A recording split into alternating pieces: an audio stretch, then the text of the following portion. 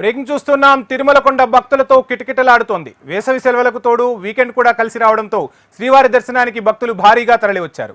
సామాన్య భక్తులు శ్రీవారిని దర్శించుకునేందుకు 24 గంటల సమయం పడుతోంది.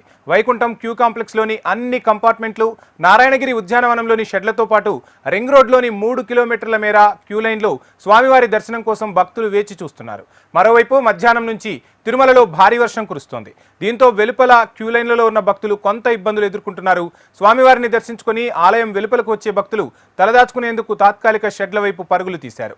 వర్షంతో తిరుమలలో ఒక్కసారిగా వాతావరణం పూర్తిగా చల్లబడింది. ఘాట్ రోడ్లో ప్రయాణికులు జాగ్రత్తగా వెళ్లాలని టీటీడీ అధికారులు సూచిస్తున్నారు.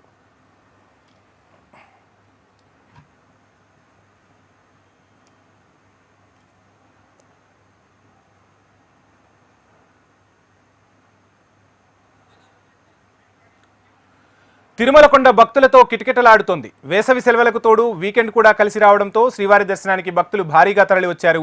సామాన్య భక్తులు శ్రీవారిని దర్శించుకునేందుకు 24 గంటల సమయం పడుతోంది. వైకుంఠం క్యూ కాంప్లెక్స్లోని అన్ని కంపార్ట్మెంట్లు, నారాయణగిరి ఉద్యానవనంలోని షెడ్లతో పాటు రింగ్ రోడ్లోని 3 కిలోమీటర్ల మేర క్యూ లైన్లో స్వామివారి దర్శనం కోసం భక్తులు వేచి చూస్తున్నారు.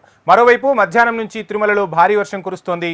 వెలుపల క్యూ లైన్లలో ఉన్న భక్తులు కొంత ఇబ్బందులు ఎదుర్కొంటున్నారు. స్వామివారిని దర్శించుకుని ఆలయం వెలుపలకు వచ్చే భక్తులు తలదాచుకునేందుకు తాత్కాలిక షెడ్ల వైపు పరుగులు తీస్తున్నారు. వర్షంతో తిరుమలలో ఒక్కసారిగా వాతావరణం పూర్తిగా చల్లబడింది. ఇక ఘాట్ రోడ్లో ప్రయాణికులు జాగ్రత్తగా వెళ్లాలని టీటీడీ అధికారులు సూచిస్తున్నారు.